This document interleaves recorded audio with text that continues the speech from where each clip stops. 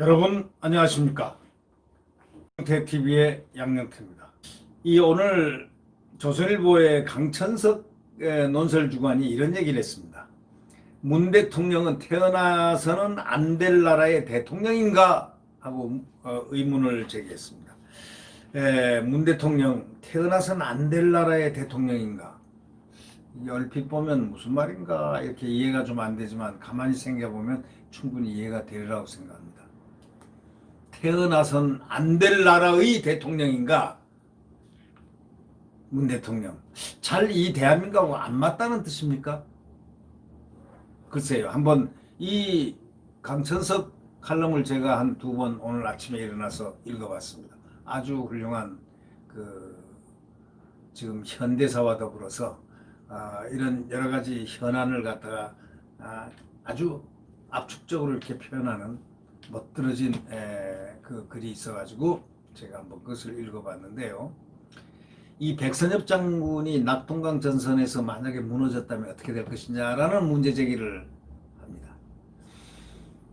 자, 백선엽 낙동강 전선선 무너졌다면 여러분은 어떻게 생각하겠습니까? 5천만 국민이 어떻게 지금 현재 입장이 어떠리라고 생각합니까? 만약에 백선엽 장군이 낙동강 전선에서 방어를 하지 못하고 무너졌다면 그렇게 질문으로 시작합니다. 5천만 국민은 지금 어떻게 되어 있었을까? 하나의 가상으로 제가 질문을 드리는 겁니다. 그러면 그 답은 강천석 논설 고문이 답하는 겁니다. 지금은 사육된 짐승이 됐을 것이다. 아주 단언을 합니다. 저는 100% 공감을 합니다. 낙동강 전선이 무너졌으면 김일성 인민공화국이 됐겠죠. 김일성 인민공화국이 됐으면 문재인 대통령은 과연 대통령 될 수 있었을까요? 그게 참 의문이네요. 이 백선엽이 낙동강 전선에서 무너졌다면 5천만 국민은 이 사육된 짐승이 됐을 것이다. 사람이 아니라 이거죠. 짐승처럼 사육돼서 그대로 앵무새처럼 짓거린다. 그 김여정 봤지 않습니까? 거기는 좀 사육사급에 속하니까 조금 내용이 다르겠네요. 그 나머지들 한번 보십시오. 사육된 사람들, 이성권, 과거에 지금 뭐 상당히 무슨 뭐가 됐죠. 근데 이성권 같은 사람, 냉면을 작년에 북한에 가가지고 대통령이야 재벌들 가서 냉면 하나 먹는데 냉면이 목구멍에 넘어가느냐고 하면서 소리 냈다 질른 그런 사육된 짐승들. 생각나시죠? 이 1950년 6.25 때 백선엽 장군은 김일성과 전쟁에서 낙동강 전선을 지켜낸 유일한 세계 전사에 떠있는 한국전의 영웅으로 떠있는 백선엽 장군 그분입니다. 지금 이 정부에서 홀대하는 홀대라기보다 대통령이 100세 나이로 이렇게 영면을 했는데도 조문 한 번 안 간 이 대한민국. 미국에서는 최대의 세계 강국인 미국에서는 백악관 안전보장회의에서 애도 성명을 냈고 미국 국방부에서 애도 성명을 냈고 미국 국무부에서 애도 성명을 냈고 주한미군 유엔사령관, 주한미군 8군 사령관, 또 전직 주한미군 사령관, 유엔사령관들 쭉 전부 다 하나도 빠짐없이 애도 성명을 냈습니다. 전부. 이게 뭘 의미합니까? 그런데도 불구하고 자기 나라 대통령은 조문도 하지 않았습니다. 아무 말도 하지 않았습니다. 침묵을 지켰습니다.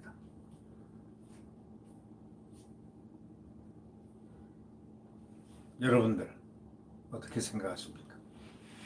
만약에 백선엽 장군이 이끄는 사단이 그때 7,000명인가 됐는데 7,000명이 됐는데 3만 5, 6천 명의 그 괴뢰 김일성하고 괴뢰군들하고 플러스 중공군들하고 중국 공산당군들하고 사구동에서 거기가 관문인데 그 전투에서 7, 8천 명이 3만 5천 명을 한 달 동안 버티고 막아냈다는 것. 그래서 시간을 벌고 전쟁에서 이기고 해서 바로 미군이 상륙할 수 있었다는 것. 만약에 그걸 안 했으면 미군이 인천 상륙을 할 수가 없었어요. 버텨줬기 때문에 그게 가능했다. 바로 이것을 미국이 알고 있다는 겁니다. 미국이 인정하고 있고, 그래서 한국전 전쟁 영웅이라고 하지 한국의 전쟁 영웅이라고 하지 않습니다. 한국전 영웅 백선엽 대장. 그래서 주미대사라든가 또는 주한 미군 사령관 내지는 유엔 사령관이 오면은 항상 신고를 합니다. 이 백선엽 장군에게. 그런 영웅인데 그런 분을 갖다가 우리나라 대통령은 상대를 안 합니다. 돌아가셨는데도 상대를 안 합니다. 조화 하나 딱 보낸 거 외에는 없습니다. 조화는 자살한 박 시장한테도 보내고 여기도 보내고, 또 박 시장은 본인 대통령은 안 갔지만 그냥 많이 들어갔습니다. 거기 지도부를 싹 다 가고 국회의원들, 물론 여당이죠, 여당 싹 갔습니다. 여기는 온 사람은 정성호 의원 한 분밖에 없습니다. 나머지는 영결식이나 이런 데 온 사람은 지도부에서 한두 사람 형식으로 왔다가 꾸중받고 간 그런 경우는 있고, 하여튼 이런 상황의 나라, 이런 나라는 세상에 없습니다.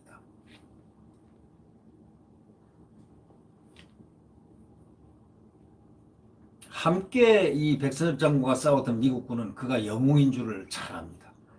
뒤에 태어났어도 그때 대한민국을 지켜낸 과정과 의미에 대해서 손토만큼이라도 관심만 있다면 백선엽 장군이 무슨 일을 하고 또 백선엽 장군의 그 가치가 무엇이고 오늘의 현대사에서 그가 점유하는 부분이 무엇인지를 다 압니다. 이거는 국적에 불문하고 말입니다. 사정이 이런데도 청와대 민주당 국가보훈처, 정부, 부처장, 어용단체들 보십시오. 백장군이 작고하자마자 일제히 짐승 소리를 내기 시작했습니다. 사람 소리가 아닙니다. 그거는 짐승, 사람 말을 하는 걸 변고라고 하잖아요. 변고. 사람이 짐승 소리를 내면은 상스럽지 못하고 해서 양쪽 다 흉한 징조로 보입니다. 네, 그렇게 징조라고 합니다. 흉조라고, 흉조가 나타났다. 사람들이 짐승 소리, 아니면 여우 소리를 낸다든가, 캥캥캥 소리를 낸다든가, 또는 하여튼 짐승 소리를 내기 시작하면은, 이 강천석 논설 고문은 딱 한마디로 얘기를 표현하네요. 네. 일제히 짐승 소리를 백장군이 잡고 하자마자 일제히 모두 다 하나같이 짐승 소리를 냈다. 딱 이렇게 얘기합니다. 짐승이 사람 말을 하는 걸 변고라고 합니다. 짐승이 사람 말을 하고 같이 울고 같이 웃고 하면은 이 변고가 일어날 징조라고 하죠. 사람이 짐승 소리를 내면은 상스럽지 못하다고 합니다. 다시 말하자면 뭔가 길흉을 따질 때 흉조가 나타날 것 같다라는 그런 아주 불길한 느낌을 준다. 이렇게 표현하고 있습니다. 지금 대한민국, 지금 현실에 우리 노골적으로 한번 얘기해 보십시오. 이 대한민국을 갖다 겉으로 한번 딱 보면은 대한민국 민주공화국 헌법을 지키는 듯하죠. 지금 이 내부 속은 말이죠. 이 강천석 논설 고문이 지적한 대로 민주공화국이 아니고 대통령공화국으로 지금 되어 있습니다. 그렇게 표현을 했습니다. 여당 의원 180명, 176명 가운데 단 한 사람도 대통령 뜻과 어긋나게 행동할 수 없다는 나라라는 겁니다. 일종의 유일체제? 그렇게 단정을 합니다. 이게 유일체제라는 게 말이 됩니까? 대통령을 비판하거나 박원순을 비판하면 노란 딱지가 쫙 붙습니다. 노딱이란 거 시청자 여러분 이제 좀 아시죠? 노란 딱지. 조금이라도 이 유일체제에 대해서 비판적이면 노딱이 쫙 붙습니다. 이 체제에서 단 한 사람도 대통령 뜻과 어긋나게 행동할 수가 없는 것 같습니다. 일종의 그러니까 대통령의 뜻이 추모에 있는데도 정부기관과 관변단체들이 대통령 뜻을 헛짓고 짐승소리를 낸다고 누가 생각하겠습니까? 그죠? 청와대는 이 변명용 모범 답안을 마련해 놓았을 겁니다. 우리는 아무 말도 하지 않았다. 우리는 아무 말도 하지 않았다가 그것이라고 지금 이 논설주간은 그렇게 얘기를 합니다. 네. 그리고 우리는 아무 말도 하지 않았다 하니까 갑자기 저는 생각나는 게 있습니다. 대학 다닐 때 읽었던 그리고 아무 말도 하지 않았다. 전채린 씨가 쓴 루이제 린자의 생애 한가운데 그걸 번역한 그래서 그리고 아무 말도 하지 않았다. 응? 그런 책입니까? 그런 유형일 겁니다. 우리는 아무 말도 하지 않았다가 그것이라고 얘기합니다. 실제 대통령은 장례기간 내내 한마디도 하지 않았습니다. 아무 말도 하지 않았으니까 역사에도 침묵했다. 이렇게 나올 수밖에 없죠. 네. 여러분들 침묵은 어떻게 보십니까? 침묵도 무언의 소리 아닙니까? 손바닥으로 하늘을 가릴 수가 없다고 이 논설주간은 얘기합니다. 저도 그렇게 생각하는데요. 침묵도 종류가 여러 가지가 있습니다. 서울시장 박원순이 자진한 그 사건에 대해서도 청와대는 한마디도 하지 않았습니다. 예. 근데 정직하게 답변을 좀 해봤으면 좋겠습니다. 뭐냐면은 백장군에 대한 대통령 침묵과 박 시장에 대한 대통령 침묵은 뜻이 같은 것인가 다른 것인가? 이렇게 질문하는 강천석 논설 고문의 질문을 저도 한번 실려보내고 싶습니다. 백장군에 대한 대통령의 침묵, 박 시장에 대한 대통령의 침묵, 뜻이 같은 것입니까? 다른 것입니까? 이렇게 질문을 던져봅니다. 네, 그것이 이 강천석 칼럼의 핵심적인 질문의 마지막 구절입니다.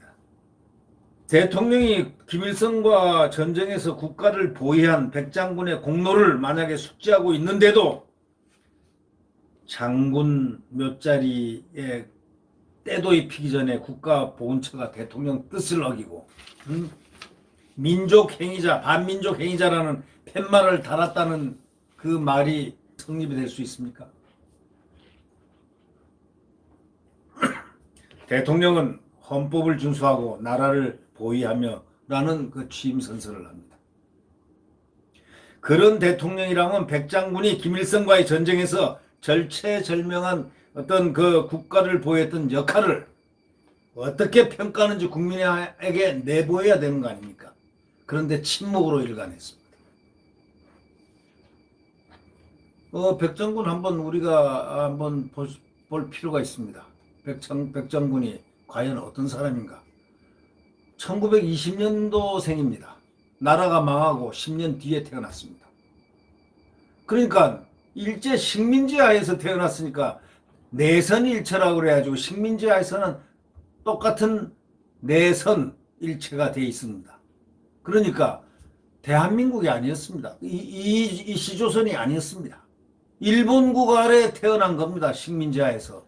그러니까 내가 일본국에서 태어났더라면, 문재인 대통령도 만약에 일본국에서 태어났더라면 똑똑하시니까 고시공부할 겁니다. 똑똑하시니까 고시공부해서 사법시험 합격했을지도 모르죠. 고등문관시험 말입니다. 옛날에. 그럼 일본 법 가지고 공부를 해야 될 거 아닙니까? 일본 법. 또 농업 무슨 공무원으로 만약에 들어가려고 해보십시오. 공무원으로 들어가려고 해보면 시험 볼 때 면접관이 누굽니까? 일본인 아닙니까? 그리고 일본말로 해야 될 거 아닙니까? 또 일본식 질문을 하고 일본식 배운 걸 얘기할 거 아닙니까? 공부를 준비해야 되는 게 그거 아닙니까? 학교 선생이 되려면은 일본 사범학교에 들어가는 거 아닙니까? 한국에 있는 사범학교도 전부 일본 교육을 받았지 않습니까? 다 친일파 아닙니까? 그렇게 바로 그게 문제입니다. 친일파입니까, 그게?